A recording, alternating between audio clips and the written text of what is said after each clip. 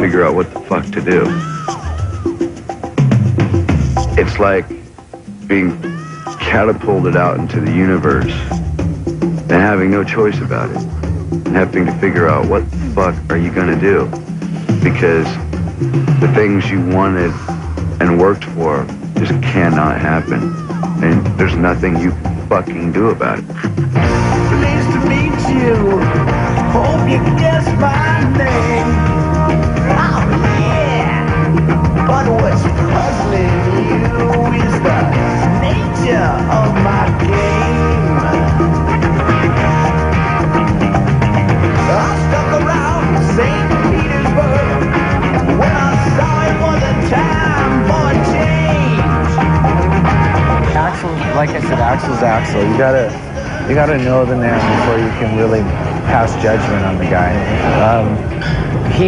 The reason I'm not working with Axel at the moment is only because he wants to do what he wants to do, and I want to do what I want to do.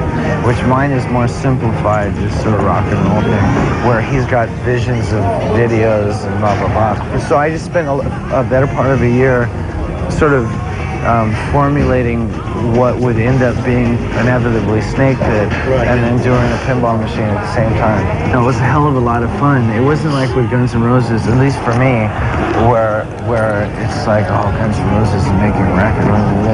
All of a sudden I discovered I had a great bunch of guys, so I want to do another Snake Pit record now. But at the same time, I do have an obligation to go back to Guns N' Roses and see what's going on. I talk to Duff all the time. Duff's fine, you know, he's like me, you know, whatever.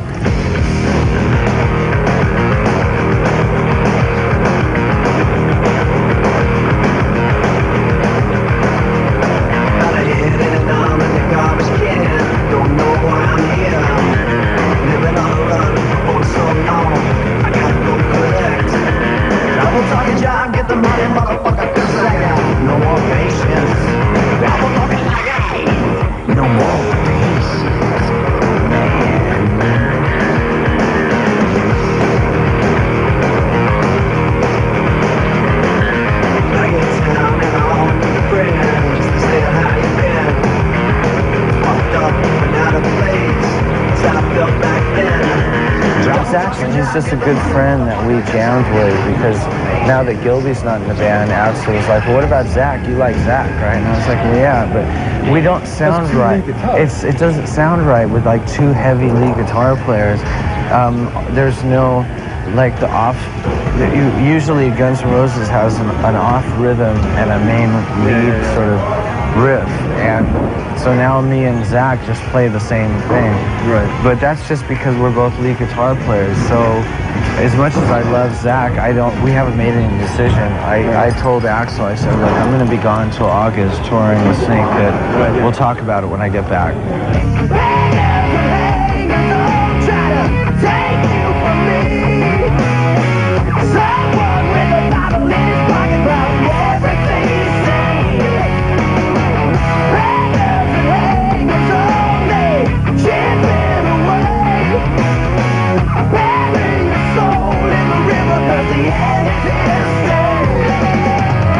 I think one day what he'll do is, what I really want him to do, because I think it would be killer, is do like a kind of a 9 Inch Nails type of record.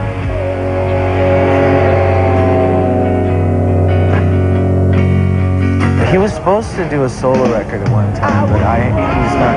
He thinks Guns N' Roses is a solo record for him, and unfortunately, it's not really that way.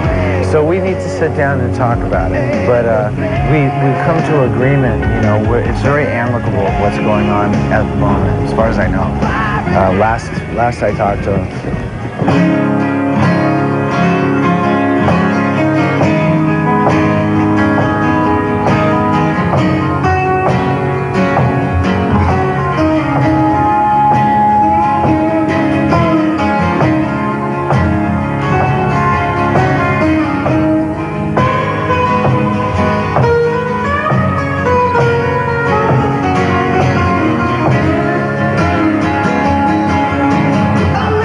He called up and asked for a favor, and he said, would you do Sympathy for the Devil for David Geffen's new movie? I talked to Axel about it. Axel said, no, I don't want to do it.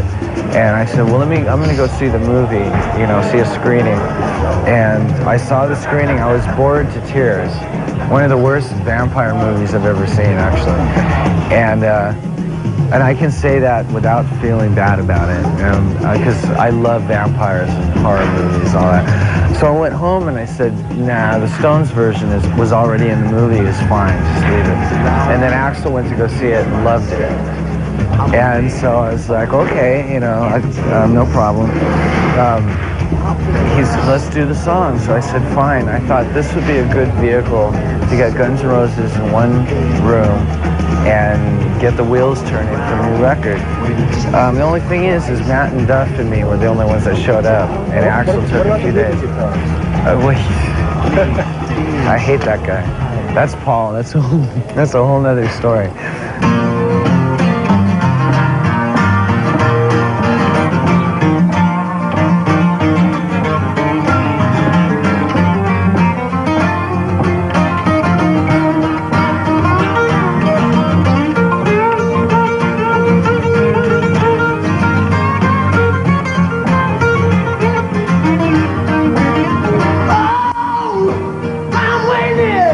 Paul's just a friend of Axl's, and he brought Paul in without telling me, and I got really angry because that's the main thing is the band, you know, getting the band together. And so it's not like you hire a bunch of session people and make Guns N' Roses. It doesn't work that way. Yeah, right.